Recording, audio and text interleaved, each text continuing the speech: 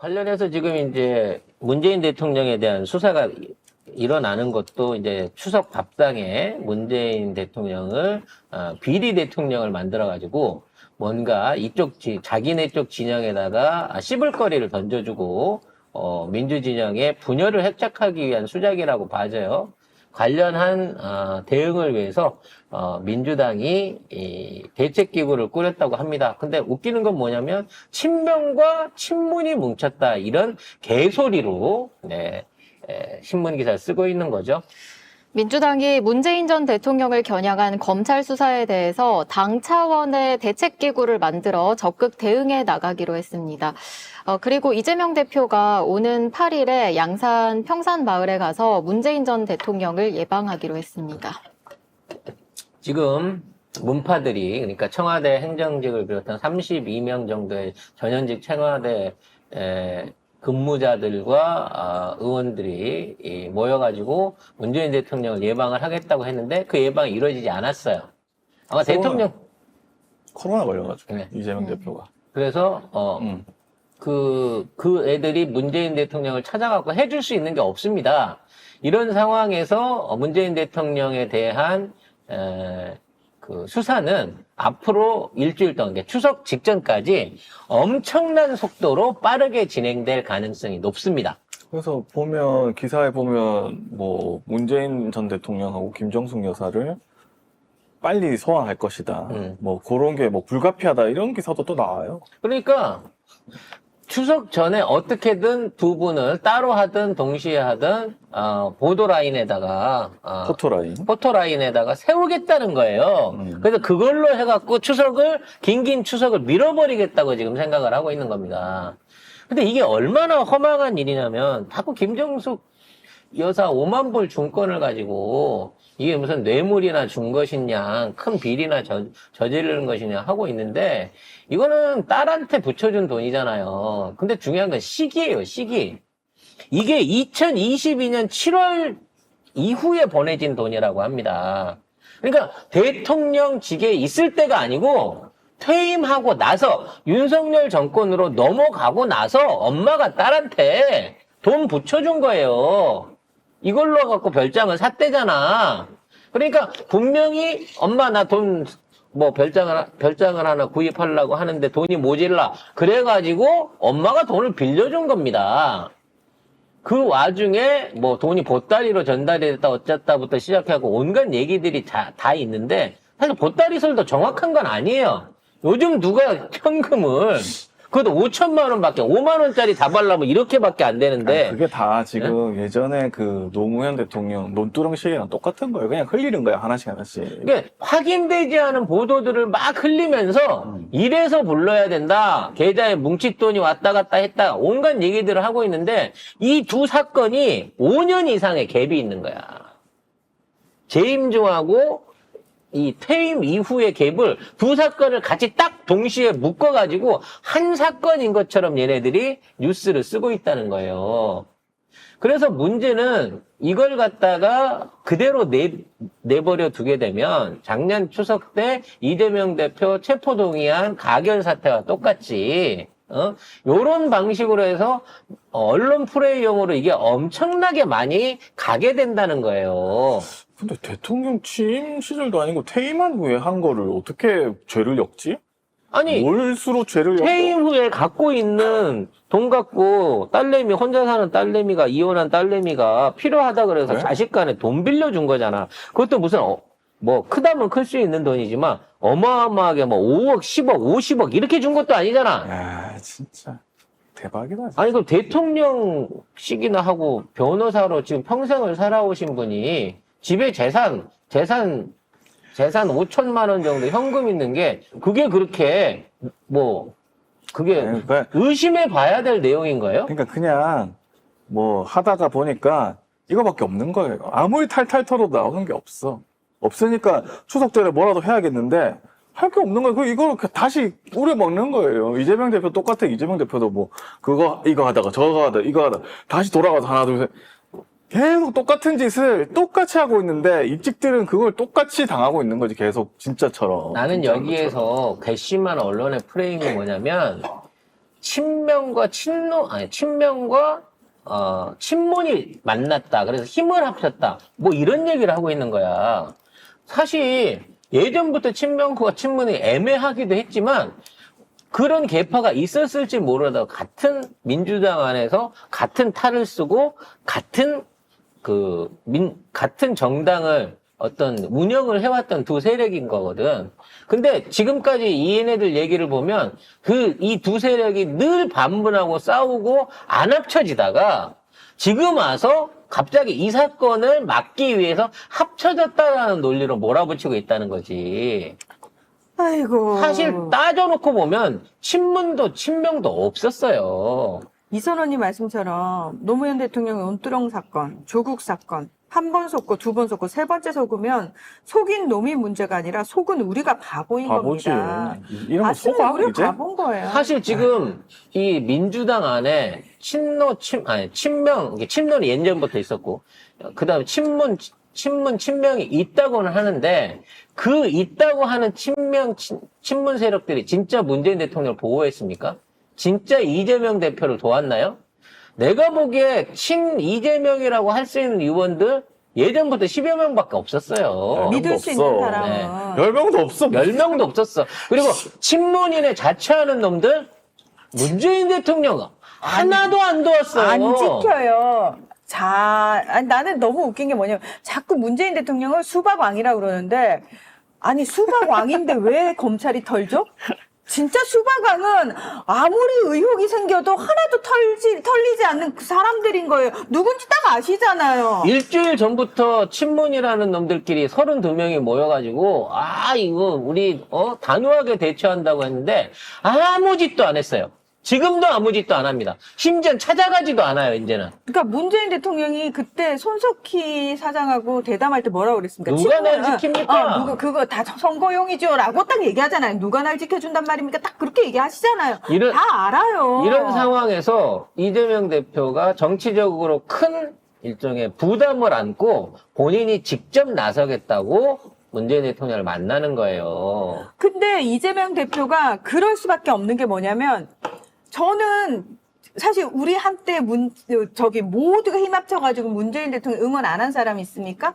이제 와서 또 갈라치기 세력들한테 귀 팔랑거려가지고 문재인이 수박왕이네, 문재인이 나라를 팔아먹었네.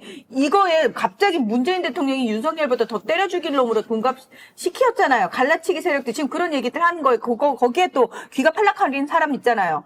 자, 지금은 이재명밖에 없다라고 얘기하지만 이재명 대표 그거 보면서 무슨 생각하겠습니까? 노무현 대통령도 그렇게 당했고 문재인 대통령도 그렇게 당하는 걸 보면서 내가 대통령이 되더라도 내가 물러나고 나면 나를 향해서 이런 갈라치기 세력들이 반드시 나오겠구나. 100%죠. 그거 100%잖아요, 사실. 우리 주변에서 봐도 회사에서 조직생활할 때 어떤 사람 계속 남 욕만 하고 다녀. 근데 이 사람이 나한테 오면 맨날 그 사람 다른 사람들 욕해. 그럼 우리 무슨 생각해요? 얘는 딴 데 나중에 가면 내 욕도 할 하겠는데 또는 내가 없는 데서 내 욕하고 다니겠는데 우리 100% 그렇게 생각하잖아요.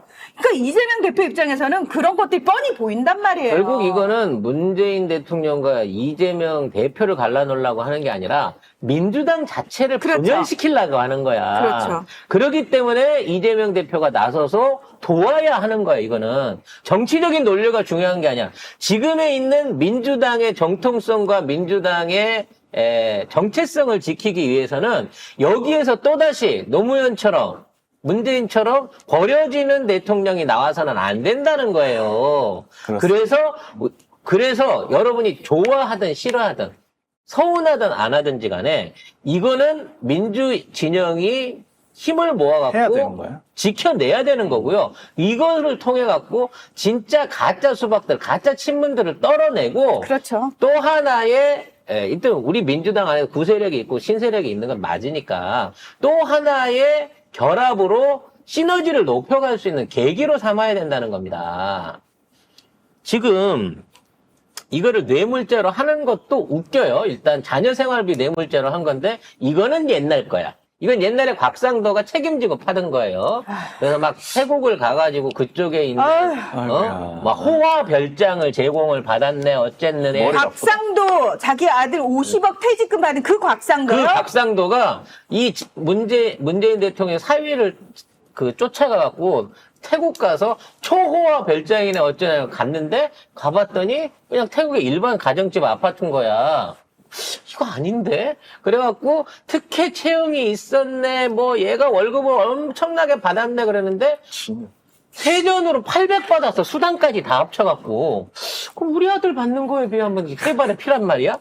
그래서 결국은 그렇게 큰 소리 치고 뭐 지가 큰 비리 밝혀낸 것처럼 난리했다 덮었던 사안인 거야. 근데 이게 왜 다시 기어 올라왔냐는 거지. 그리고 지금 5천만 원권 이것도요. 실제 따져놓고 보면은 지금 서울중앙지검장 하던 이창수가 전주지검일 때부터 이거 준비하고 다루고 있었던 거라는 거야. 그래서 전주지검에서 이걸 지금 맡아서 하고 있는 거예요. 이게 무슨 말이 되냐고. 대통령에 관련된, 전직 대통령에 관련된 거라는데 전주지청 따위가 나서가지고 수색영장을 치고 구속을 하고 구인을 하겠다고 하고 있는 거야 지금. 그러니까 이거는 다 이창수를 중심으로 해갖고 일어나고 있는 거고, 김건희를 덮던 이창수가 이걸 하고 있다는 얘기는 그 위에 지령선이 김건희라는 얘기가 너무 자명하게 나오는 거고요. 결국은 다음 달에 공석이 되는 이 검찰총장에 이창수가 가서 앉는다고 하는 빤한 그림이 나오는 거예요. 그러고 나면 전방위로 이걸 확대해서 몰아붙이겠죠.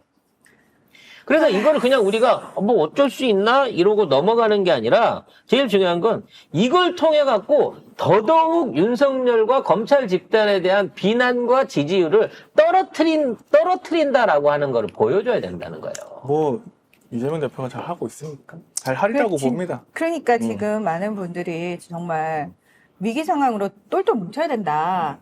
그러니까 내부 갈라치기 지금 내부를 향해서 사과를 요구할 게 아니고 지금 밖에서 전쟁이 벌어졌는데 그래서 네가 잘했어 잘못했어 이걸 지금 따지고 있을 때냐고요. 그러니까 정말 똘똘 뭉쳐야지 우리가 원하는 이재명 대표를 대통령으로 만들 수 있는 겁니다. 그래야 우리가 살지 않겠습니까? 제발요, 제발 지금 갈라치기, 문재인 조국 욕하면서 이재명과 갈라치기 하는 그 유튜버들, 제가 봤을 땐 다 코인팔이고, 다 슈퍼챗 벌기 위한 정말 제대로 된 똥파리들이다. 그런 거 그냥 여러분 구독 취소로 여러분이 대응을 보여주셔야지 저쪽에서 함부로 갈라치기 못 들어온다니까요. 관련해서 이제, 요런 류의 질문을 많이 해오시는 분들이 있어요. 조국 혁신당이 지금, 그 해남 지역, 그리고, 뭐, 부산 금정 같은데, 보궐선거에 단독으로, 같이 이제 후보를 내갖고 일종의 배신 행위를 하고 있는 거 아니냐. 그리고, 조국이 다른 마음 있는 거 아니냐. 이런 식으로 이제 비난하시는 분들이 있어요. 근데, 이제 막상 이제 뭐 지민비조 했었으니까 호남에서 가장 많은 비례표를 조국혁신당이 얻어갔기 때문에 지역구는 안 낸다고 하더니 이거는 약속 어기는 게 아니냐라는 부분에 대한 것도 있고 또 이걸 갖고 민주당과 조국혁신당이 뭔가 갈라섰다라는 쪽으로 그 표가리를 하고 있는 또는 이간질을 하고 있는 분들이 있습니다. 근데 정말 놀라운 건 우리 민주시민들의 역량인 거예요. 그래서 조국 혁신당이 후보를 내고 이길 수 있을 거라고 지들 나름대로 자신했는지 모르지만 민주당 후보의 지지율이 워낙 압도적으로 차이가 나서 완주가 의미 없는 수준으로 현재 가고 있습니다. 그러니까 정작 우리는 모르지 해남 지역 민심을 모르는 상황에서 이거를 갖다가 갈라치기로 다른 지역에 있는 사람들이 저래서 이제 전라도도 전부 다 조국 혁신당에 넘어가는 거 아니냐 막 조국 혁신당이 민주당 고인물이라고 한다 이런 식으로 얘기를 하고 있는데 막상 거기에 하필이면 또 해남이잖아. 이낙연의 고향이야. 그렇게 되다 보니까 이낙연의 조직력과 뭐 조국 혁신당의 뭐 인기로 인해 갖고 이제 거기가 넘어갈 거다. 조국 혁신당에 넘어갈 거다라고 하는데 그 지역에 있는 전남 시민들의 유권자는 그렇게 생각하지 않는다는 거예요. 아니 그것마저도 기레기들 프레임이잖아요. 그러니까. 그리고 그 부산 금정도 마찬가지입니다. 부산 금정 쪽에 후보를 냈기 때문에 민주당이 떨어진다 그러는데 전라도하고 부산은 또 다른 거예요. 다르지. 전라도에서 후보를 내면 민주당 표를 까는 거 맞아요. 하지만 금정에서 표를 까면 민주당을 까는 게 아니라 저쪽에 국진당 후보의 표를 까는 효과가 나는 거거든요. 그래서 그런 식으로 가면서 나중에 가서 필요하면 단일화를 할 수도 있는 그럼요. 거고요. 얼마든지 정치공학적으로 생각이 있는 그 준비를 하고 있는 겁니다. 조국 혁신당이 2년 후면은 지방선거 있는데 그때 후보 안 나겠어요? 내야죠. 아니, 당연히 왜냐면 내야죠. 앞으로 정당으로서 계속 롱런을 하기 위한 준비를 해야 되는 게 맞아요. 앞으로 제3당이에요, 우리나라에. 정의당보다 훨씬 큰 당입니다. 아, 근데 지금 딴 걸 다 떠나가지고 여러분, 아니, 기레기들 맨날 욕하면서 왜 또 기레기들이 만든 프레임에는 귀가 또 팔랑거려? 그러니까. 그래서, 그런 류의, 이제 물론 위험성을 지적하는 분들은 이해는 해요. 하지만, 그거는 정당으로서 당연히 해야 될 일이고, 그걸 갖다가 민주당이, 너 약속이 틀리잖아, 나오지 마 하는 것도 이건 민주주의 아니에요. 그래서 저는 정당한 경쟁을 해볼 필요가 있고요. 그 경쟁에도 민주 시민들은 제대로 된 판단을 하고 그렇지. 조국 혁신당에 또 하나의 교훈을 주고 있는 거예요. 아, 그리고 사실 진짜 선거 때쯤 되면은 아마 제가 봤을 때는 그때 상황에 따라서 그럼요. 우리가 반드시 왜 지난 총선 때처럼 이 진보 진영, 민주 시민들이 저는 그거 알아서 정리를 해줄 거라고 생각을 하고요. 지금 핵심은 그게 아니잖아요, 제발. 그래서 지금에 있는 어떤 분열 프레임이 심해지고 있다는 거는 디데이가 멀지 않았다는 거예요. 그러니까. 진짜 뭔가 전쟁을 일으킬 이 정치판을 확 뒤집어 놓을 큰 건을 준비하고 있고요. 그게 쟤네들이 자신하는 10월 달에 이재명 대표 구속건에 대한 부분이라는 겁니다. 결국 쌍방울 관련한 대북 특검이 아무리 우리 쪽에서 제시하는 증거를 해도 검사가 거짓말로 기소장을 쓰고 판사란 놈이 수원지검에 지방령으로 붙어가지고 계속 원하는 판결을 내려주고 있는 놈이기 때문에 1심에서는 구속이 나올 수밖에 없어요. 지금 같은 상황으로 보게 되면. 그럼 만일에 그런 사태가 있을 때 민주당은 어떻게 대처할 것인가? 민주시민들은 어떻게 해야 될 것인가? 그리고 그런 사태를 막기 위해서 그 전에 우리는 무엇을 해야 될 것인가를 생각해야 된다는 겁니다. 그러면 무엇을 해야 될까? 결국은 저쪽 진영을 우리보다 먼저 분열시키는 거예요.